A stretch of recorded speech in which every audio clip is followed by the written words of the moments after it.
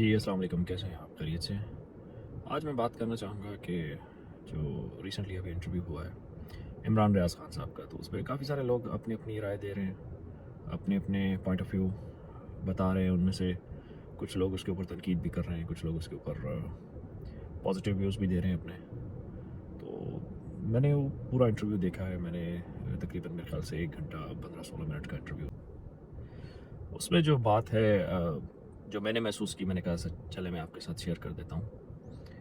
Actually पहले तो मैं इस चीज़ का आपको डिस्क्लेमर देना चाहता हूँ कि मैं उनके किसी भी सहाफ़ती जो करियर है उसके ऊपर बात नहीं करूँगा। जो भी उनके पॉलिटिकल व्यूज़ हैं मैं उसके ऊपर बात नहीं कर रहा। मैंने और ना ही जो उनके जो व्लॉग्स जो कंट्रोवर्शियल जो भी चीज़ें उनकी जो कंट्रोवर्शियल थी मैं उनके ऊपर बात नहीं कर रहा हूँ। मैं सिर्फ वो स्पेसिफिकली उस इंटरव्यू के बारे में बात करना चाह रहा हूँ जो उनके जो वकील हैं मियां अली इशफाक साहब, जिन्होंने वो इंटरव्यू किया है। जो मैंने चीज़ उसमें नोट की, जब इमरान रियाज़ खान साहब जब से वो वापसी हुई है उनकी, बाज़ियाब हुए हैं, जो भी आप उनको कह लें, कि जिस तरीके से वो कुछ अर्सा गायब रहे, तो उनकी पर्सनैलिटी में जो चेंजेस मैंने महसूस की, या जो मैंने, क्योंकि मैं उनको पहले भी सुनता था और भी जितने भी इस तरह के सहाफ़ी हजरात हैं उनको मुख्तलिफ गाहे बगाहे सुनते रहते हैं। तो उनकी जो इंटरव्यू का जो मुझे एक चीज़ बड़ा ही जो पॉजिटिव चीज़ लगी, मैं उस पॉजिटिव चीज़ को ही आपके साथ शेयर करना चाहूँगा कि उसमें उनका जो पूरा इंटरव्यू अगर आप देखते हैं, 1 घंटा सवा घंटे का जो इंटरव्यू है, वो टोटली अल्लाह ताला के गिर्द ही घूम रहा है। गॉड ओरिएंटेड, अल्लाह ओरिएंटेड आप कह सकते हैं। तो उसमें उनकी जो पॉजिटिविटी है, जिस तरीके से उन्होंने वो जितनी मुसीबत झेल के, या जितनी देर वो उस कैद में रहे, जो जो मुसीबतें उन्होंने झेली हैं, वो चीज़ें तो उनकी पर्सनैलिटी में वाज़े तौर पे देखी जा सकती हैं कि जिस तरीके से उनको वो पूरी उनकी ज़िंदगी में जो चेंज आ चुका है।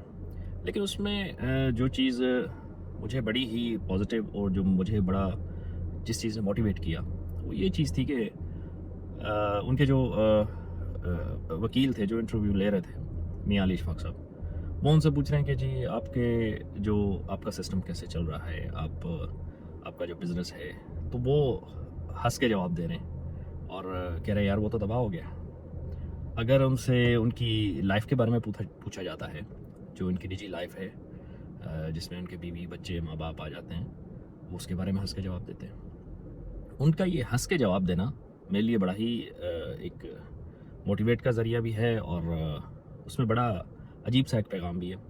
हाँ, जो दुख उन्होंने झेला वो उनकी बातों में ज़रूर नज़र आता है, लेकिन इतनी मुसीबत, इतने मामलात को फेस करने के बावजूद इतनी पॉजिटिविटी, ये कोई आम बात नहीं है। ऑनेस्टली मुझे तो उनकी बातों से, ये मेरा अपना पॉइंट ऑफ व्यू है, आप इससे इख्तिलाफ़ कर सकते हैं। हो सकता है कि जो उनके मुखालफिन हैं वो इस चीज़ से कहें कि भाई ये ऐसे नहीं, ये बात तो कैसे कर दी, लेकिन ये मेरा अपना पॉइंट ऑफ व्यू है कि मुझे तो उनकी बातों से ऐसे लगा कि जैसे कोई अल्लाह का वली बोल रहा है। उसकी वजह यह है कि जिस तरीके से वो जितनी आसानी से हंस के जवाब दे रहे हैं, जितनी आसानी से वो अपनी जो इतनी मुश्किल में गुजरी हुई ज़िंदगी, जो एक छोटा सा एक पीरियड है, वो इतनी आसानी से उस चीज़ को शेयर कर रहे हैं, तो ये कोई आम बंदा नहीं कर सकता मेरे नज़दीक।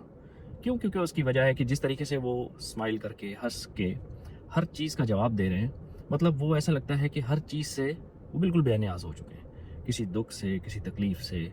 ज़ाहिर है इंसान है, अल्लाह ताला ने जब तक इंसान के अंदर एक जान रखी है, वो महसूस भी करता है, उसमें एहसासात भी हैं, सब चीज़ें हैं। लेकिन इतनी पॉजिटिविटी के साथ जवाब देना, ये बहुत इम्प्रेसिव है।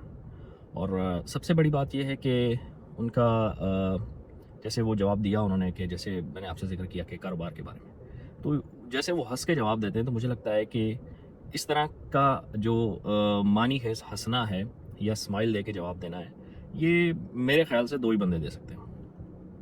या तो जिसको नफ़े नुकसान की कोई परवाह ना हो, जो बिल्कुल बेनियाज हो चुका हो इस चीज़ से, कि वो कह रहा हो कि भाई अब जितना नुकसान कर चुके हैं, इससे ज़्यादा और मेरा क्या नुकसान कर सकते हैं।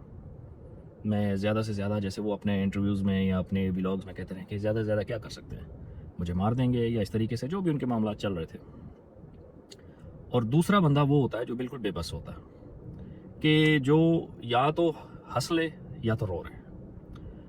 اگر وہ روتا ہے تو اوبیسلی وہ بھی بے بس ہوتا ہے. اور جب کوئی ہنس کر اگر جواب دیتا ہے کہ بھائی یار میرے بس میں تو کچھ نہیں ہے, میں تو کچھ نہیں کر سکتا, میں تو ہاتھ پہ ہاتھ دھر کے بیٹھا ہوں, لیکن ان کا ہنسنا جو ہے وہ پہلا والا ہنسنا ہے جو میں نے آپ سے ذکر کیا.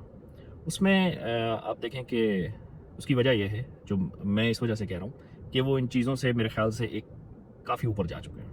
اس کی وجہ یہ ہے کہ جب آپ کسی چیز کا ہنس کے جواب دے رہے ہیں, آپ کو اپنے نقصان کا, اپنے کسی بھی فائدے کا, کسی بھی چیز کا آپ کو کوئی, جس کو کہتے ہیں نا کہ وہ غم کی سچویشن سے آپ نکل چکے ہیں. اب آپ کے اوپر اتنے زیادہ تکلیف یا اتنے زیادہ مصیبتیں پڑی ہیں کہ آپ کو ہر چیز ہی بالکل نارمل سی لگتی ہے. اور جو بے بسی والی ہنسی ان کی اس وجہ سے نہیں ہے. بے بسی والی ہنسی ان کی اس وجہ سے وہ میں نہیں سمجھتا کہ وہ ہے, کیونکہ اس کی وجہ یہ ہے کہ جو بے بس شخص ہوتا ہے وہ آپ کو ناامیدی کی طرف لے کے جاتا ہے. وہ آپ سے بات کرے گا تو آپ کو ناامیدی کی ایک, جس کو کہتے ہیں نا کہ ناامیدی اس کی باتوں میں جھلکے گی. لیکن آپ ان کا پورا انٹرویو دیکھ لیں, ہر چیز کا پازیٹیو جواب دیا ہے, ہر چیز کو پازیٹیو لے کر چلے ہیں. اور یہ میرے خیال سے آپ کو پتہ ہوگا کہ پاکستان میں بہت سارے موٹیویشنل اسپیکرز ہیں, لوگ ان کو انوائٹ کرتے ہیں, بھاری رقم بھی دیتے ہیں, اور اپنے اداروں کے لیے ان سے لیکچرز اور تقاریر اور اس طرح کی چیزیں, تاکہ وہ ہمارا سٹاف یا جو ہمارا ایک ادارہ ہے وہ موٹیویٹ ہو کے اچھے سے کام کرے. لیکن جو اس طرح کی موٹیویشن ہے وہ آپ کسی بندے کو جب سنتے ہیں اور جو اس کے خود کے ساتھ وہ بیتی ہوتی ہے, وہ موٹیویشن شاید آپ کو کسی اور اسپیکر کو سن کے, کسی اور جو بہت بڑے بڑے انٹلیکچوئلز ہیں ان کو سن کے, جو سیمینارز کرتے ہیں, جو بڑے بڑے بینکٹ ہال میں بک کر کے ہزاروں لوگوں کو لیکچرز دیتے ہیں, شاید آپ کو ان میں یہ چیز یا اس طرح کی موٹیویشن نہ ملے.